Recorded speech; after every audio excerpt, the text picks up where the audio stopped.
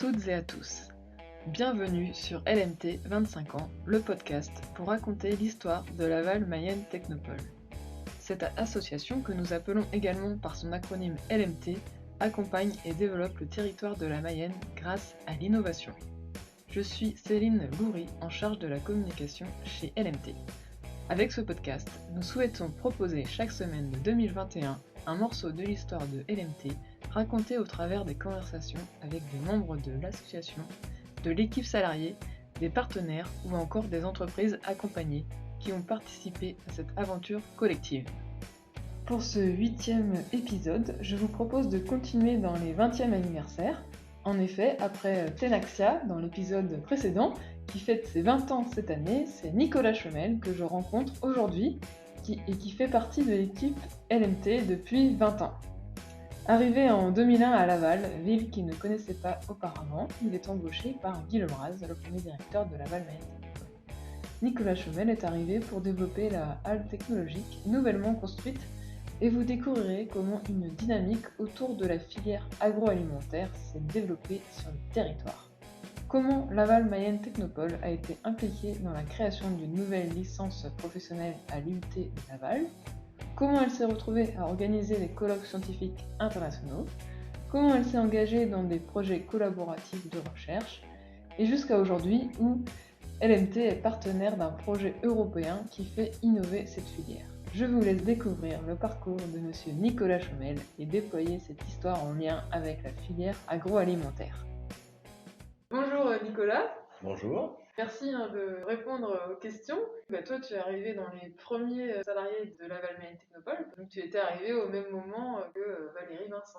Oui, je suis arrivé la même année, c'était exactement il y a 20 ans, parce que c'était en janvier 2001. Te souviens-tu de ton arrivée donc, à Laval Mayenne Technopole ?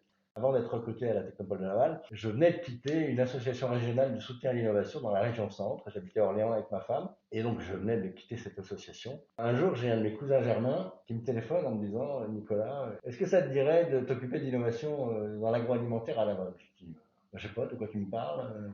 Et il me dit, écoute, là, je suis en face du directeur de la Technopole de Laval, et il cherche quelqu'un pour s'occuper d'agroalimentaire. Alors je dis, je sais pas de quoi il s'agit, enfin, Laval, c'est où? Bon. Et il me dit, envoie-lui son CV, et puis, à l'inconnu, j'envoie mon CV à monsieur Guy Lebras, directeur de Laval Mayenne Technopole. Et une semaine après, il me convoque à l'entretien. Alors l'anecdote, c'est que mon cousin Emmanuel Bourgogne était à l'époque à son compte, il organisait des salons. Et il était chargé par la Technopole de Laval d'organiser un des tout premiers, je crois que c'était le deuxième, Laval Virtual. Et donc il était sous-traitant, organisateur de Laval Virtual pour la Technopole de Laval à l'époque. Et donc à ce titre-là, il avait des relations de travail avec Guy Lebras. Donc j'ai été convoqué à l'entretien une semaine après, ou deux semaines après.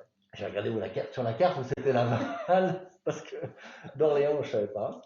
Et puis, comme je n'avais pas de voiture, parce que je venais de rendre ma voiture de fonction, et donc j'ai loué une voiture et je suis parti à l'aventure à Laval. J'ai trouvé la Technopole de Laval, j'ai été reçu par Guy Lebras.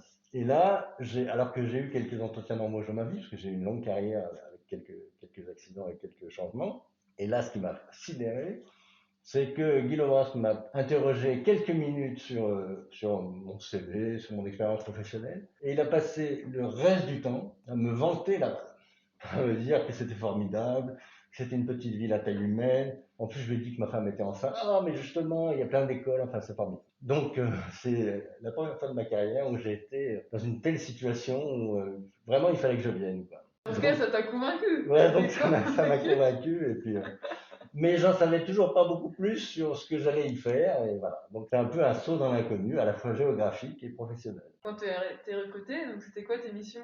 Alors, elle a été assez détaillée ensuite dans la définition de poste de mon contrat de travail. Il y avait deux choses. Il y avait d'une part de trouver des usages et une valorisation économique d'une halle technologique agroalimentaire qui venait à peine d'être livrée, enfin qui était en fin de chantier, et qui était un équipement destiné à faire des essais, des études techniques sur la sécurité des aliments. C'est assez vaste et assez imprécis comme définition. Et puis, j'ai compris qu'il fallait aussi générer de l'activité innovante autour de ce bâtiment dans le domaine de l'industrie agroalimentaire. Cette halle technologique, comment ça s'est passé au départ pour la faire vivre ? Je me suis tout de suite plongé dans le contexte qui a été à l'origine de la construction de ce bâtiment. Il y avait à l'époque à Laval une association professionnelle qui s'appelait ACEP, qui était d'ailleurs à l'époque présidée par le directeur général du groupe Lactalis, M.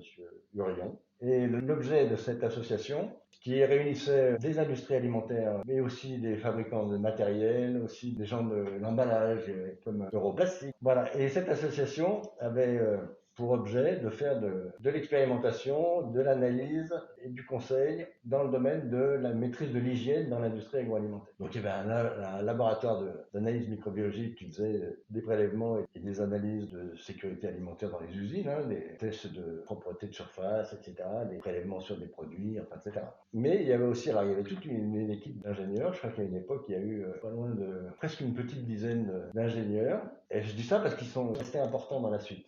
Cette association faisait du conseil, faisait des tests et organisait aussi des conférences. Et donc, le directeur de cette association, qui était un monsieur à Carrefour, très influent sur la place de Laval, d'autant plus qu'il avait derrière lui le directeur général de Lactalis, donc il est un homme qui pesait dans le paysage politique. Ils étaient engagés comme correspondants d'une fondation internationale sur laquelle on reviendra sans doute, qui s'appelle l'EHEDG, et qui s'intéressait à la conception hygiénique des équipements agroalimentaires. Et donc, l'ACEP voulait être en capacité de tester l'aptitude au nettoyage des machines de l'industrie agroalimentaire et à faire des tests qui permettent de mesurer la facilité à nettoyer de telle ou telle machine. Donc, ils avaient pour ça imaginé qu'il fallait un bâtiment dans lequel on puisse rentrer les machines, donc avec un grand volume, mais en même temps conçu comme un laboratoire de type biologique, c'est-à-dire dans lequel on puisse aussi cultiver et étudier des micro-organismes, donc il faut que ce soit très propre, comme un laboratoire de biologie, mais avec un grand volume, qu'on puisse rentrer des machines, etc. Et donc le directeur de la CEP avait beaucoup insisté auprès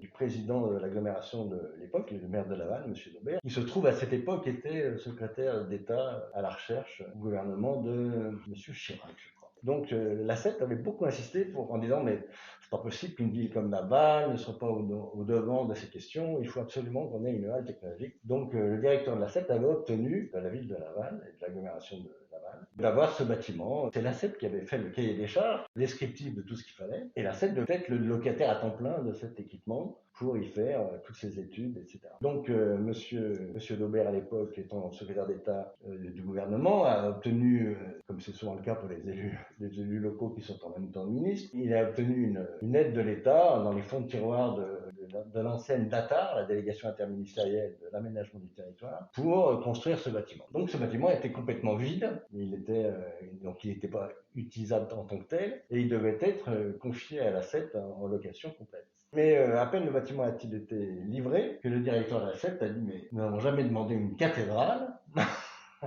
Et pour nous, il n'était pas question pour eux d'assumer la charge complète, y compris la location de ce bâtiment tout neuf. Donc moi je suis arrivé dans ce contexte et c'était un petit peu compliqué parce que j'étais chargé moi de trouver une valorisation économique à ce bâtiment qui était a priori dédié à un autre organisme qui en final a dit mais non c'est pas pour moi. Et donc on a commencé par l'aménager pour qu'il soit louable tel quel, comme un appartement meublé qui est loué par des gens qui viennent passer un séjour. Et donc il a fallu faire la liste des matériels qu'il fallait, des tuyaux d'eau, des lave-mains, enfin tout, il n'y avait rien. Et la CEP a finalement dit nous on veut bien le louer mais à la journée quand on aura des besoins. Et en final, donc la CEP l'a loué effectivement quelques fois pour des essais, pour des essais de matériel dans le cadre de l'EHEDG sur lequel on reviendra. Mais en final, ça occupait pas du tout un temps plein. La halle a finalement été un peu en déshérence en termes d'usage, et finalement l'aglo a décidé de la transformer complètement pour en refaire un bâtiment de bureau.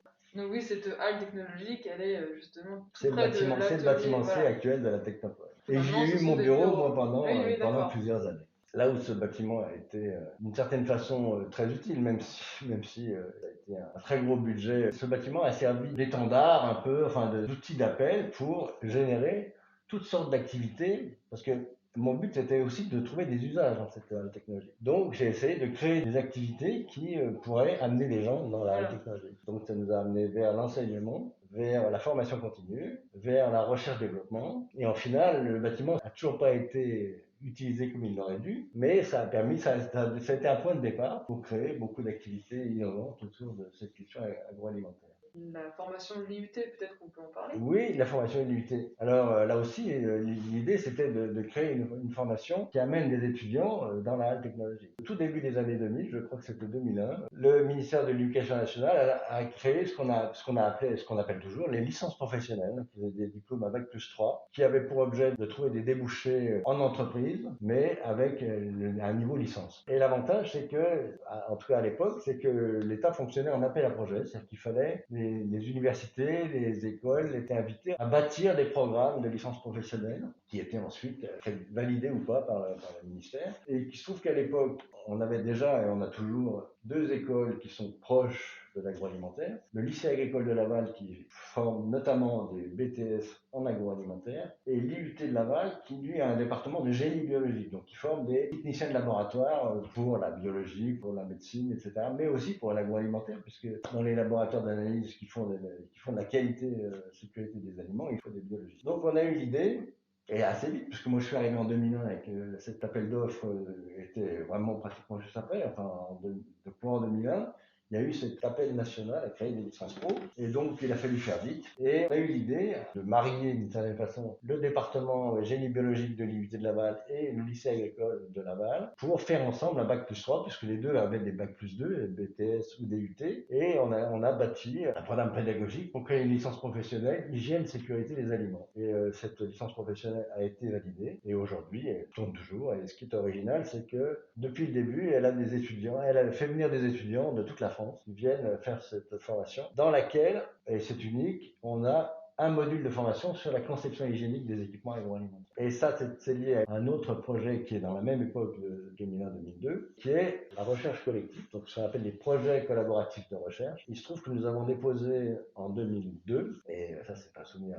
aussi assez marquant, un projet de recherche en réponse à un appel à projet du ministère de l'Agriculture à l'époque, qui s'appelait AQS, pour Alimentation, Qualité et Sécurité, et qui invitait les laboratoires de recherche et les entreprises à bâtir des programmes de recherche collectifs dans le domaine de la sécurité des aliments. Comme c'était aussi lié à la conception hygiénique des équipements, il y avait un centre technique qui s'appelle le CETIM, le centre technique de la mécanique, qui a une antenne à Nantes. Il y a un centre de recherche de l'INRA qui s'occupe de génie des procédés à Lille, dans le Nord. Et ces gens, aussi bien le représentant du CETIM que le chercheur de Lille, étaient proches de l'EHEDG. Donc ils étaient aussi proches de la CEP, donc ils avaient des contacts avec Laval. Et donc c'est comme ça que je suis rentré dans ce projet de créer un programme de recherche collectif en réponse à un appel à projet du ministère de l'Agriculture, lequel projet avait été préalablement déposé et rejeté par le ministère de l'Agriculture parce qu'il y avait le CETIM, il y avait l'INRA, mais il n'y avait pas d'entreprise dans le consortium de projet. Et il se trouve que par le HEDG, par la CEP, j'avais quelques contacts avec Lactalis. Donc j'ai réussi à faire entrer le groupe Lactalis à travers sa responsable, une des responsables du service qualité, dans ce projet de recherche. Et il se trouve que dans la halle technologique, on avait fait installer un magnifique pilote, une mini-ligne de production agroalimentaire destinée à faire des essais de l'EHEDG. Donc cette micro-ligne de production alimentaire avait été fabriquée par une entreprise de Rennes qui s'appelle Bocard. Et donc j'ai fait rentrer Bocard aussi dans ce projet de recherche. En disant, écoutez, vous avez été retoqué la première année, moi je veux bien qu'on retente le projet, c'est-à-dire qu'on le refasse, on fasse rentrer des nouveaux partenaires. Et à ce moment-là, nous, en tant que Technopole, on rentre comme coordinateur. On a déposé ce projet et j'en garde un souvenir très très stressant puisque à l'époque il n'y avait pas d'internet et que les projets de recherche, il fallait déposer le dossier en double exemplaire, posté par la poste, donc avec le cachet de la poste qui faisait foi pour bien prouver qu'on avait respecté la date limite. Et la date limite venant, c'était un vendredi soir et j'étais au bureau il y a toujours des heures de correction de dernière minute à faire. Et donc, j'ai rédigé in extremis le document, que j'ai fait imprimer, signé par le directeur. Et seulement, on était prêt au moment où la poste, le courrier était parti. Et donc, il a fallu que je prenne une voiture, que je file au centre de tri de la poste à Bonchamp pour aller faire déposer mon truc avec le cachet de la poste. Et le projet a été retenu, on a été financé et ça a été 4 années de bonheur. Enfin, non, 3. Et ça a été une façon de rentrer dans une des dimensions de la Technopole, c'est d'être à l'initiative et à la coordination de projets de recherche. Et donc, en plus, dans un domaine qui est celui de la conception hygiénique, parce que ce que j'ai pas dit, c'est que le titre et l'objet de ce projet de recherche, c'était la conception hygiénique des équipements agroalimentaires nettoyés en place. Alors attends, parce que nettoyer en place, ça veut dire que ce sont des machines qui sont nettoyées sans être démontées. Parce qu'il y a des machines qu'on démonte, comme on démonte ces outils outils de cuisine pour laver les pièces, etc. Mais il y a des outils qui ne sont pas démontés. Par exemple, des pompes, quand il y a des cuves énormes avec des tuyaux, et vous rentrez dans une usine, par exemple, une usine qui fait du lait à boire, du lait chez Lactalis, par exemple, à Vitré, on ne voit pas une goutte de lait.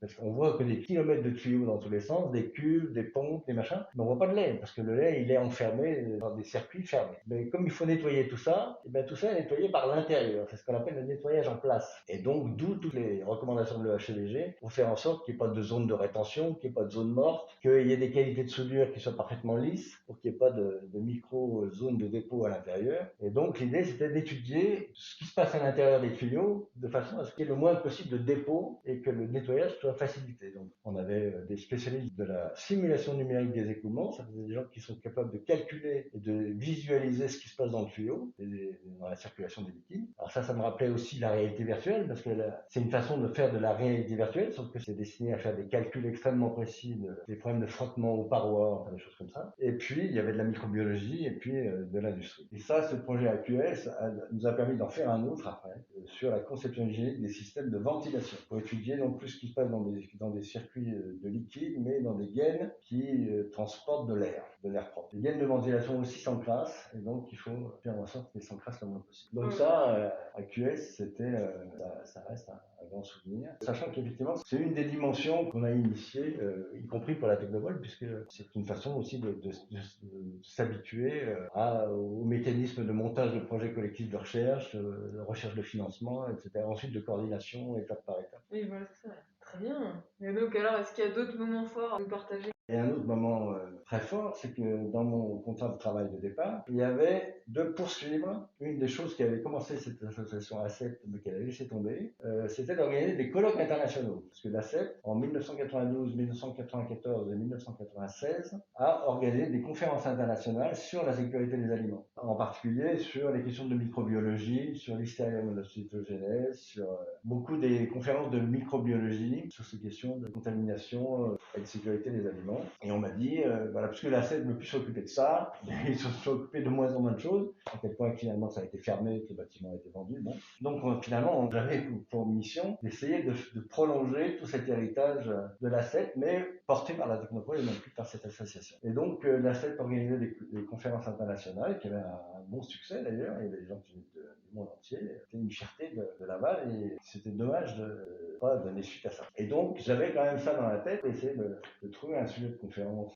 Il y avait ce paysage de l'EHEDG, donc ce projet de recherche AQS 2002 qui nous a permis de travailler avec des centres de recherche, des industriels, de la mécanique, de la machine et aussi de l'utilisation, de l'industrie agroalimentaire. On s'est dit, il faudrait trouver un projet de colloque, de conférence scientifique, mais qui soit plutôt de la recherche appliquée à l'industrie, donc dans des visées d'application industrielle, mais qui soit aussi un colloque de recherche, c'est-à-dire qui fonctionne avec les rituels des colloques de recherche, c'est-à-dire qu'un colloque de recherche, les gens qui viennent prendre la parole pour faire des conférences, ce ne sont pas des stars internationales qu'on paye une fortune pour venir parler, mais ce sont des gens qui font leur travail de recherche dans leur labo et qui sont sélectionnés pour venir partager leurs travaux avec leurs collègues. C'est tout à fait différent. Il y a un comité scientifique qui sélectionne, il y a un appel à papier, un appel à communication, on dit Call for Papers, qui est international. On invite les labos à venir faire des propositions de conférences. Il y a un comité scientifique qui sélectionne les meilleurs, enfin celles qu'ils considèrent comme les meilleures. Alors il y a celles qui sont sélectionnées pour être présentées à l'oral, et puis il y a celles qui sont sélectionnées pour être présentées sous forme de posters. Ça fait des chercheurs, qui sont souvent des jeunes chercheurs, il y a beaucoup de doctorants qui présentent des communications. Eh bien,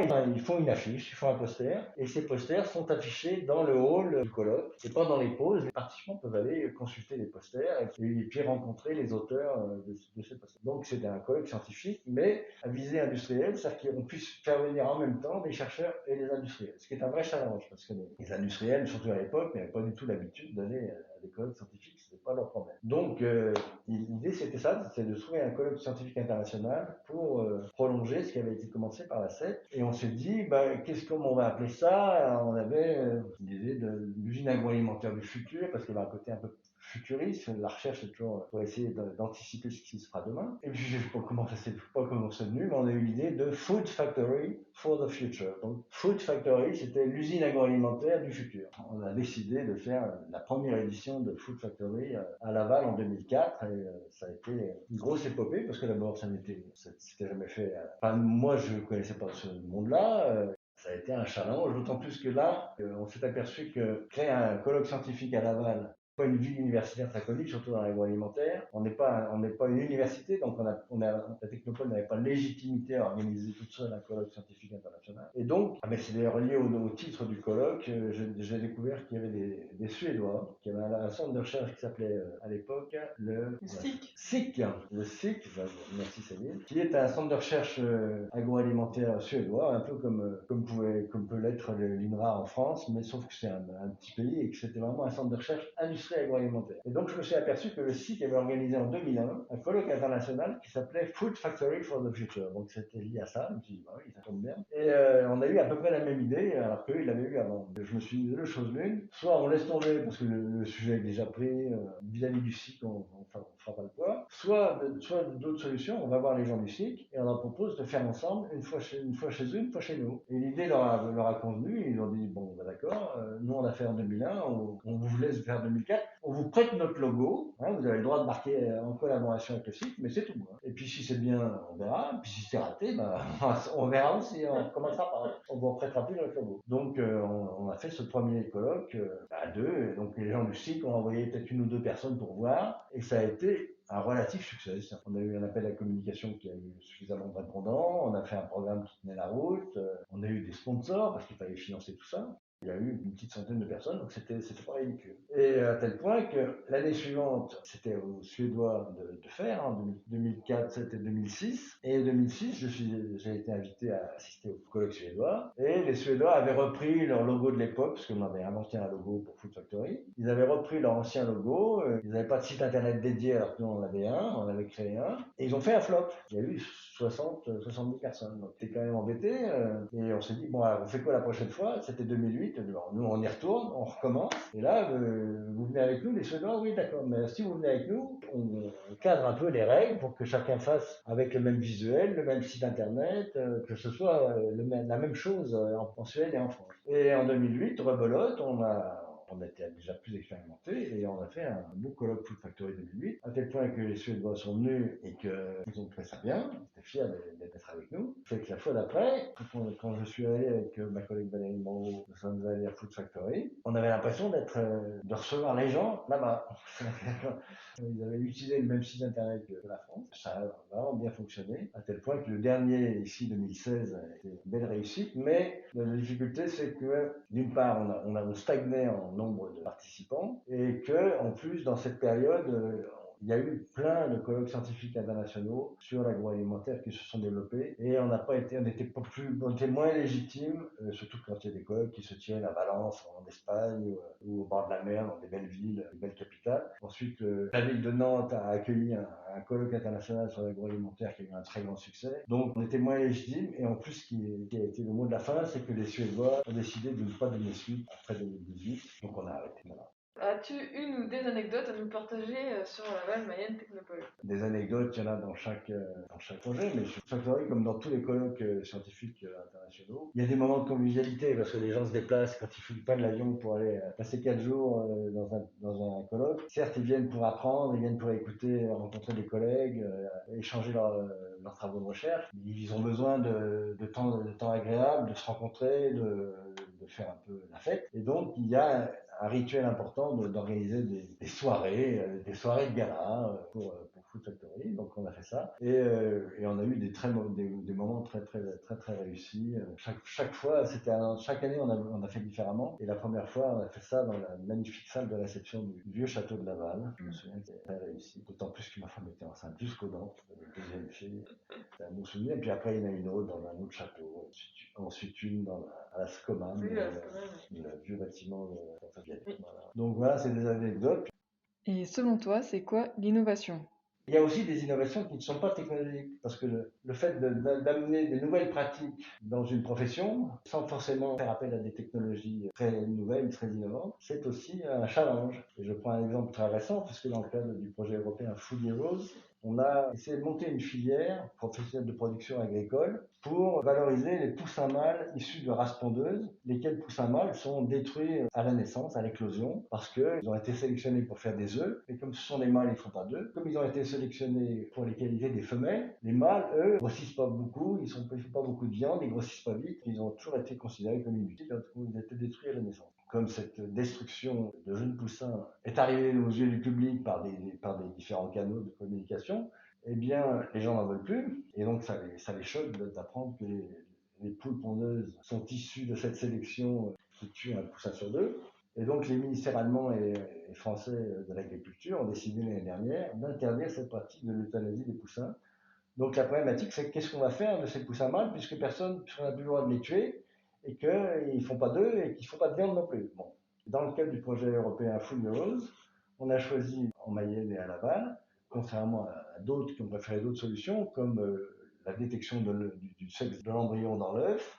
Nous, on a choisi de trouver un système d'élevage de ces poussins mâles qui permettent de les élever, mais certes moins vite, de façon adaptée au fait qu'ils mangent plus et ils grossissent moins vite, donc des systèmes extensifs différents. L'idée, c'est aussi de les amener à un poids moins élevé, donc d'en faire des coquelets, des volailles qui vont faire 700 grammes au lieu d'un kilo et demi. Mais là aussi, l'idée, c'est que ça peut aussi correspondre à un besoin des consommateurs d'avoir des poulets moins gros. Ça peut être agréable d'avoir un poulet entier à partager à deux. Et donc le format du coquelet peut devenir intéressant alors qu'il n'était pas il y a 10 ou 20 ans. On a travaillé à la fois sur le système d'élevage de ces oiseaux avec le lycée agricole de Laval et on a travaillé avec un volailler sur le débouché potentiel de ces jeunes coquelets de race pondeuse. On a trouvé quelque chose qui semble fonctionner à la fois en termes d'élevage et en termes de vente. L'entreprise mayonnaise Le Gadaudet, qui est un volailler indépendant, a déposé une marque qu'on a créée avec eux et avec l'aide d'un designer. On a déposé une marque qui s'appelle le Coquet de Mayenne. Pourquoi coquet? Parce que d'abord, c'est l'origine historique du mot coquelet. Un coquelet, la coquetterie, c'est lié au fait qu'on est un coq un peu fier, un peu voilà. On a inventé ce nouveau produit de volaille qui est un coquet de Mayenne. Donc c'est une invention parce que pour des gens qui élevaient des poussins mâles de pondeuses pour des éleveurs, ça ne s'est jamais fait. Vendre des poulets 700 grammes qui ne sont pas des poulets ni des coquelets traditionnels, c'est aussi différent. Donc c'est une véritable innovation. Ça bouleverse complètement les habitudes, mais ça répond aussi à un enjeu de société parce que les consommateurs ne sont plus les mêmes. Ils n'ont plus les mêmes envies, ils ont envie de savoir ce qu'ils mangent et que tout ça a été produit dans des conditions éthiquement acceptables, etc.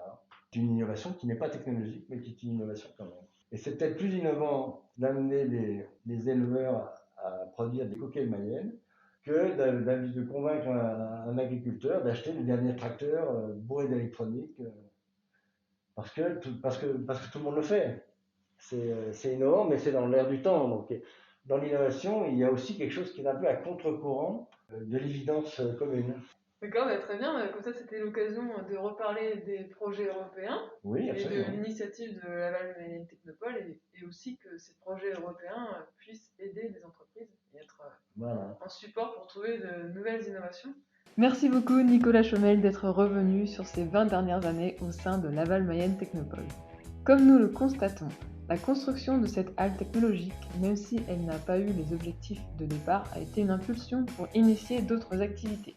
Aussi, au fil des années, LMT s'est construit une spécialité dans la sécurité des aliments par la maîtrise des processus de transformation et en particulier de la conception hygiénique des équipements destinés à l'agroalimentaire. De même pour la partie formation en lien avec l'IUT de Laval, une nouvelle licence professionnelle a été créée à Laval. Ensuite, cela a permis à LMT d'être à l'initiative et à la coordination de projets de recherche. Au niveau événementiel, je me rappelle forcément des colloques Food Factory organisés à Laval. Ces événements permettaient de matérialiser en quelque sorte ce travail autour de la filière. Et puis surtout, notre mission à Laval Mayenne Technopole, c'est avant tout de susciter les rencontres et permettre des mises en relation pour faire émerger des projets. Alors des événements que nous avons hâte de pouvoir refaire. Et Nicolas Chomel a aussi été à l'origine de la création de l'association EHEDG France à Laval. D'ailleurs, la semaine prochaine, nous continuerons la thématique car vous retrouverez messieurs Nicolas Chomel et Erwan Billet, le président de HEDG, qui reviendront sur cette création et les liens entre EHEDG et Laval Mayenne Technopole. Pour être sûr de ne manquer aucun épisode, vous pouvez inscrire votre email sur lmt2050.substack.com. En fait, c'est un lien à retrouver sur le site laval-technopole.fr. Vous recevrez ainsi un email tous les lundis à 17h. Ces podcasts sont disponibles sur vos plateformes de podcasts préférées ou bien sur la chaîne YouTube Innover et Réussir. Alors abonnez-vous pour ne rater aucun épisode. Enfin, si vous avez des questions à poser à nos invités, je m'en ferai un plaisir de les relayer. Pour le faire, c'est très simple, vous allez sur laval-technopole.fr où vous retrouverez la rubrique podcast 25 ans. Et puis, si vous avez envie d'échanger, de faire vos retours, allez-y. Allez, à très bientôt sur les ondes de l'innovation mayonnaise.